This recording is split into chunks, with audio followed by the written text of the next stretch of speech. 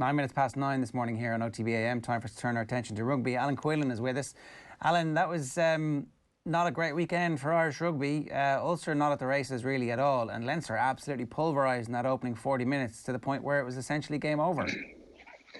Yeah, disappointing weekend, Ger. There's no doubt about it. And it's not a huge shock that Saracens won on Saturday. I think Leinster were obviously favourites, given everything has gone on with Saracens, the game being in Dublin.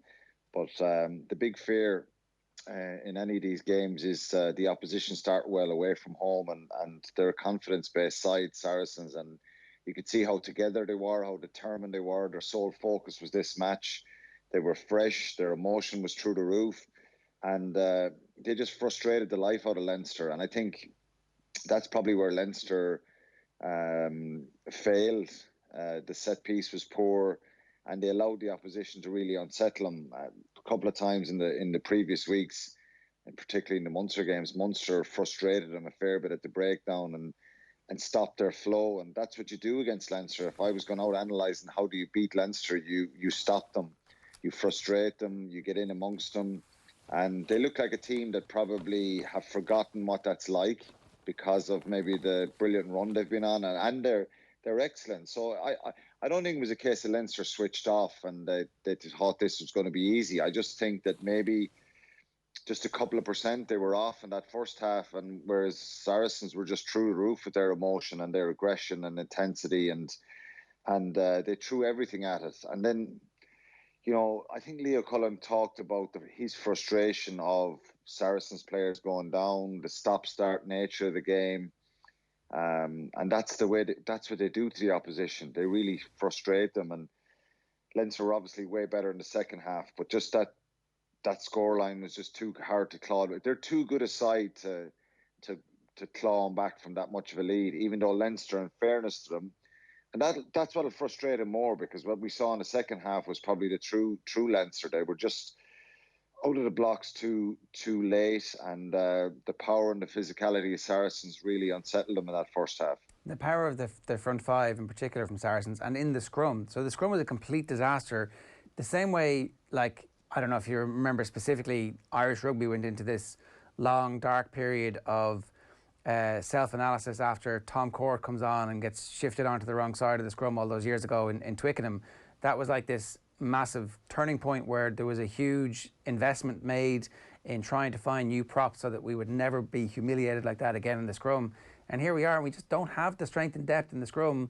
Once Tadhg Furlong is out, Andrew Porter is in, and if Andrew Porter is struggling, you're looking at the bench and it's Michael Benton. That's not good enough to win a Heineken Champions Cup quarter-final. No, and they've been unlucky in that front with Tadhg Furlong out injured. It's a huge loss to him.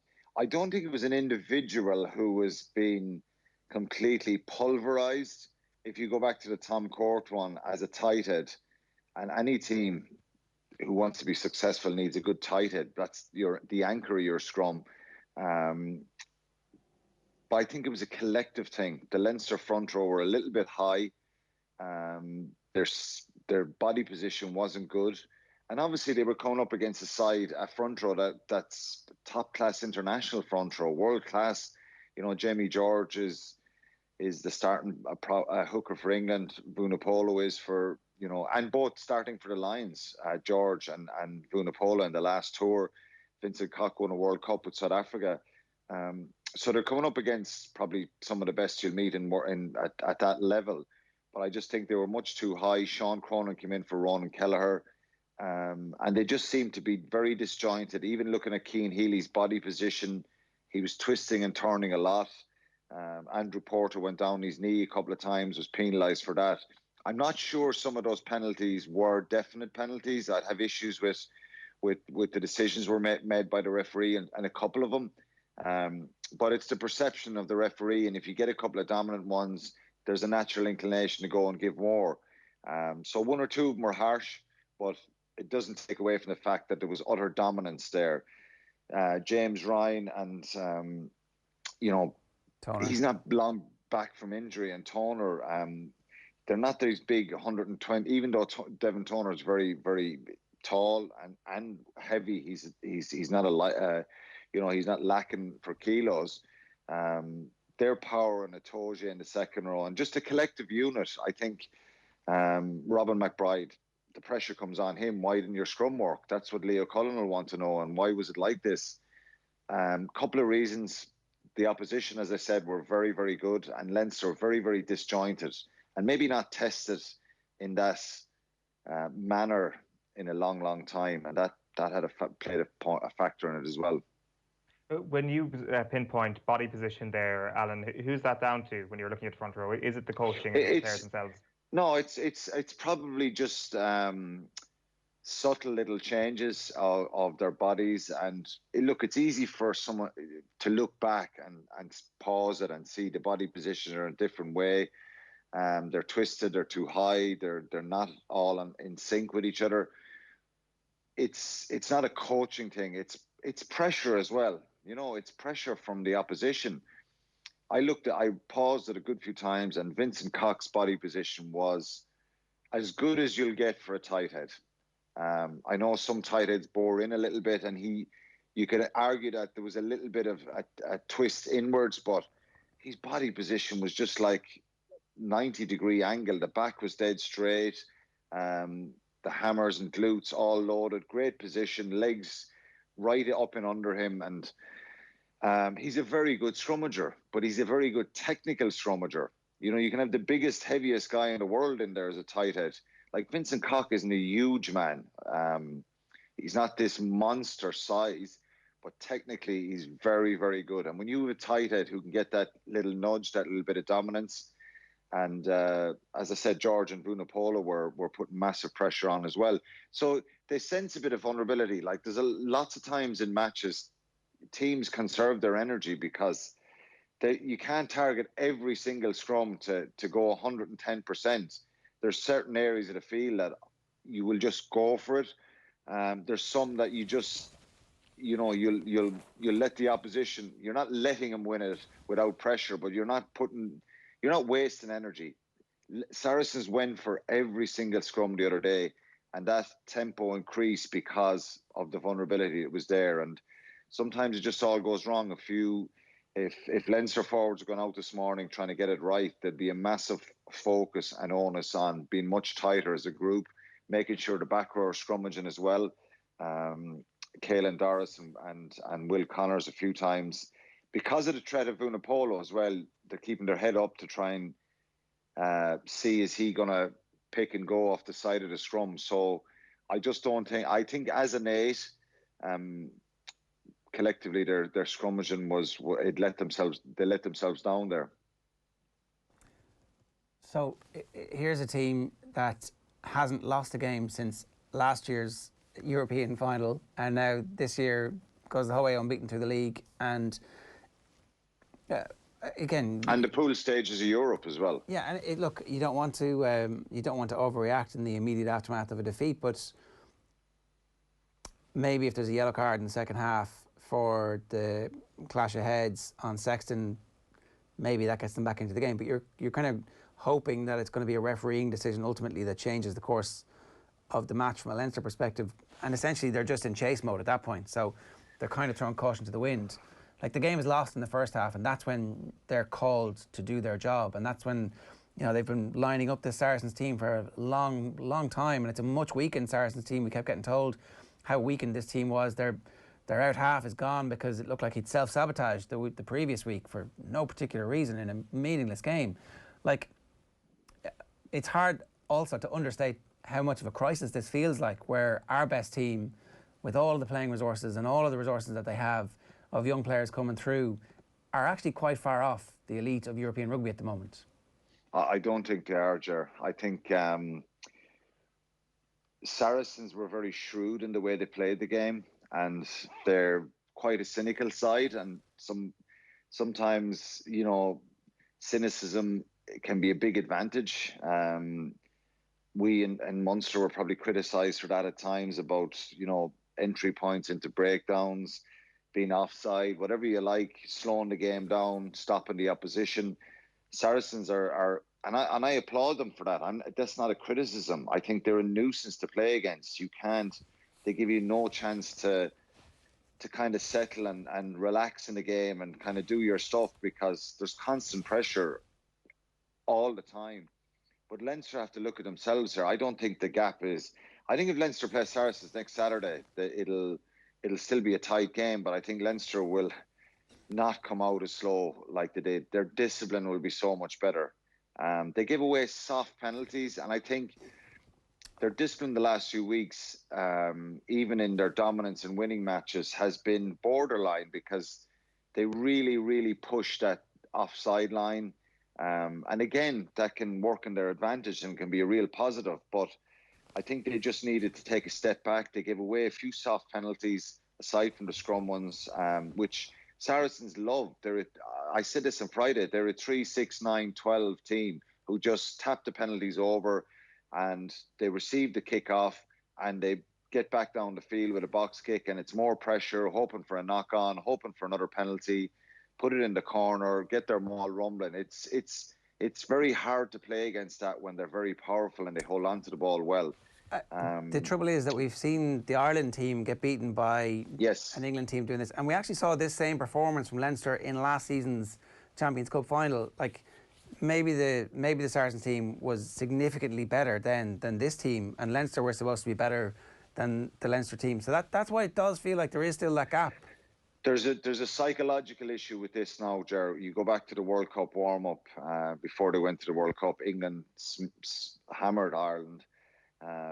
Then we had the disappointment at the World Cup. Then you have this the Six Nations game, and the previous Six Nations game in January 2019, which was the start of all this. So it's a psychological effect now, and to change that, you've got to win a game. Ireland have to beat England, or one of the provinces have to beat Saracens, because the vast majority of them are the English players are Saracens players. And look, there's a group of players there still within that Saracens team and squad who are mainly English players who have that physicality and power. We don't have it. We have some players who are close to it and can provide great acceleration and power in the contact areas, but you don't have the same power. The Vunipola brothers, when they play for England or Saracens, make a huge difference. The tackles that they made on Saturday, the way they chopped Leinster down and just stopped them getting any sort of go forward momentum in that first half. And even at times when Leinster were very good in the second half and they had Saracens under massive pressure, they just came up with big tackles. It just took away that little bit of impetus. And most teams would have buckled with that pressure that Leinster were putting them on in the second half. But you just got to send, when it went to 22-17, you thought, Leinster are going to do the job here, and they're going to win this game and turn it around. But Saracens showed with experience and with calmness and with that power that they could control that and absorb that. So they do have a little bit more power. And historically, English teams are always bigger than us, and they have that more power. They have more players to choose from. So I think there is a case of, and this is a challenge for Andy Farrell going forward, and it will be a challenge for Leo Cullen again when you play Saracens, is finding a bit of variety, executing better, and not giving them what they want, which is openly said by Mark McCall, is they want penalties. They want to slow the game down. They want a box kick. Their kick chase is very good. We criticised Munsters in the semi-final a few weeks ago, but Wigglesworth box kicks yesterday or Saturday were top class, and sometimes it's just very hard to deal with that. So there has to be a bit more variety, but there also has to be a better continuity in attack, in holding on to the ball, and because they have the ability. These players have the ability, Atoja and the Vunipolos, of even after 6, 7, 8, 10 phases of coming up with a big turnover or a massive tackle that just stops the whole flow. So it's difficult, and there's no quick fix to this. But, I think you get into a little bit of a rut on a mental side of this, and it can affect them. And, I don't think it was a huge mental thing on Saturday. I just think Leinster, for some reason, and maybe it's down to a little bit a lower intensity in the Pro 14 that they've experienced in the last few weeks, that maybe they weren't battled hardened as much as they needed to be. You could argue that Saracens kind of mixed and matched for the last couple of weeks and didn't play their top players the week before. So there's counter arguments. There is, because like Saracens are playing in a league where it doesn't matter. None of those matches actually matter to them. Yeah, like we were talking about this a little bit earlier on about the depth of the Premiership is obviously significantly greater than the depth in the Pro 14. But you can also make the case that they were playing glorified friendlies in the build up to this, and all of a sudden they come out against, and Leinster didn't cope with that emotion, because I think it is myself as a player, and if I told you, Ger, in 1 month's time you have a kind of backs to the wall game that if you lose it, you're kind of gone off the back pages. You're gone to the championship. You're dropping down a league. But you win this one game, and you can give the 2 fingers to everybody, and you can shut up all the critics, and you can really galvanise and take something massive out of really negative season for Saracens. And it's one-off. Everyone thinks you're not going to lose, and you start preparing mentally for that. You can really, really get your focus into, and it doesn't matter if you don't play a game to that match. It's like you're going out throwing the kitchen sink, and coaches often say to players, particularly in underage teams, just bust your gut for 50, 60 minutes, and we got to bring players on. And sometimes it's a mental thing, and it is the big intrigue of contact sport is that emotional pitch that you turn up with. Like, that's not to say that Leinster didn't turn up with a high emotion, but I think things were happening so well for them for so long that maybe there's an expectation that it will happen again. And, well, we know Saracens are going to come at us, and we know they're going to be physical, but we're going to be ready for that. But were they really ready for that start? And no crowd there as well. And it diluted a little bit. Do we need our teams to be more cynical, more streetwise, a bit more like your Munster team? It helps sometimes, but you also get punished. I know that from my experience, giving away a penalty or something crucial. But I just felt Leinster a little bit were bullied in that first half, and I always hate to see that for any team. I've always told at a young age, set the tone early if you can. Be physical, be aggressive earlier. And look, Leinster would have had that vibe going out there. I'm sure they were pumped up, ready to go, but they just made critical errors then with that pressure. So not being able to cope with that kind of pressure and not having that same kind of pressure against a very good side. We're talking a lot about, the what ifs here, but Saracens were superb. They played and controlled the tempo of that game very well. So Leinster have got to figure out that. Ireland have got to figure out that better. And that will be the lingering frustration here, because, like I said, Leinster were very, very dominant in that second half. And when it went back to 5 points, you think they're going to win it now. And that will linger with them for a bit as to why that happened and why they started so poorly in that at the start of the game. And no one has any answers. Go on. Yeah. How do you manage the answers, Jared, is the bench is an issue. Their set piece is an issue. Their overall depth isn't maybe as good as we think it is. So there is issues there. There's no doubt. Leinster are not this formidable side that are unbeatable. I said this for the last couple of weeks. Munster showed frailties. Ulster did it a little bit in the first half. They did, yeah. It was too easy for them. They didn't try any point. You look at JJ Henry, he kicks the 2 penalties. There's a maul at the end of the game. There's a couple of opportunities in that game that Munster could have met much tighter. Leinster deserved to win that semi-final. But you analyse that game, and Martin McCall would have seen that. They're lacking a bit of a hard edge that they would have had, I think, before. There's a little bit of hardness gone out off that team at the moment, and they've got to find that again.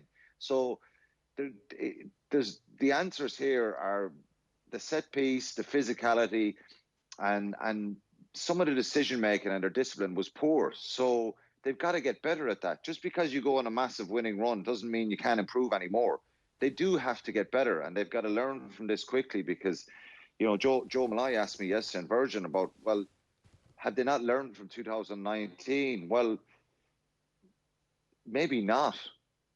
Maybe they expected it to happen, and maybe the worst thing that happened was Saracens lost all these players, and maybe some part of their mind thinks, well, they're not going to be as good as they were in 2019, and we're on this brilliant run. So it is a kind of a wake-up call again. And no matter what age you are as a player, whether you're 21 or 31, you learn hard experiences along the way, and sometimes you're just a couple of percent off. And Leinster mentally were off at the start of that game. And I guarantee you, and I go back to that game in 2009 when Leinster beat us. We were very dominant against Leinster in 2 games earlier that season, and everyone was saying we're going to win this game in Croke Park. And we spoke about it all week. I've said this many times about their reaction, what they're going to throw at us, and sometimes it's just nothing you can do. The bounce of the ball, the start of the game that time in 2009, and that's what kind of happened with Sarries and Saturday. So the worrying part is there's a bit of a trend about the physicality and the power, as you say, with the English games. Yeah. Just on Ulster then yesterday, Alan, if you're saying that Leinster got a bit of a wake-up call on Saturday, were Ulster ever in a mind space yesterday, in your opinion, where they felt they could actually win that game? I don't think so. They didn't show it anyway. Could see him missing. Tom O'Toole being out at the start unsettled them. Will Addison's a loss to that team. So I think, the injuries, Billy Byrne's gone off. The 6-2 split, not being able to bring Madigan on and moving Michael Lowry up, and a lot of chopping and changing. But ultimately, and doing the commentary or sitting in studio for the game, I just felt that, the game was at 8-3, and you think, Jesus, they've had a couple of opportunities here and they haven't taken them, and they made some line breaks and just very, very sloppy. And I don't even think Toulouse were at their best. Toulouse were in third, maybe fourth a few times, and back down to third again. And Leinster just weren't good enough and lacked that punch. They tried hard for sure, but I think there was a few opportunities there that they didn't take yesterday. And some of the penalty, there was one penalty there just after half time where they got turned over close to the Toulouse line, and Sean Reedy carries the ball, and it was after about 2 or 3 phases, and I just thought that kind of sums it up. Very close to the Toulouse line, great chance of building some pressure and getting a try, and they got turned over too easily. So did a lot of good things at different stages, but ultimately they were totally outclassed and never really in, bar for 15-20 minute period when it was 8-3. They had a couple of opportunities, and if they'd gone in at half-time, they conceded a try just before half-time. If they'd gone in at half-time on that scoreline, who knows? But Toulouse came out firing the second half and blew them away. Pretty chastening weekend, all told. There's not much we can do about the absence of power, is there? Or do we just start putting our 12 and 14-year-olds on a specific beef and milk diet, Alan, and doing weights? No, I don't think so. I think it is a concern when you play against, South Africa traditionally have always been the biggest side, and we found plenty of ways to beat them on a number of occasions in the last 10 years. So you just got to be a little bit different, and I think maybe we need to have evolve a little bit more in the way we play. We've plenty of talented players, and ideally you'd love to have not necessarily backs, because but a few big bruisers in the forwards, and traditional backies both, or Etzebeth type player. But you've just got to deal with what you have to deal with. I think Ryan Baird is a fantastic player. He showed incredible energy. Ronan Kelleher, when they come off the bench at the weekend, were very, very powerful. So it's not all about totally getting size. It's just been about better execution and having a little bit more, having some change in the way we play. Yeah. I think that will help. All right, Alan, good stuff. Thanks a million for joining us. Cheers, lads.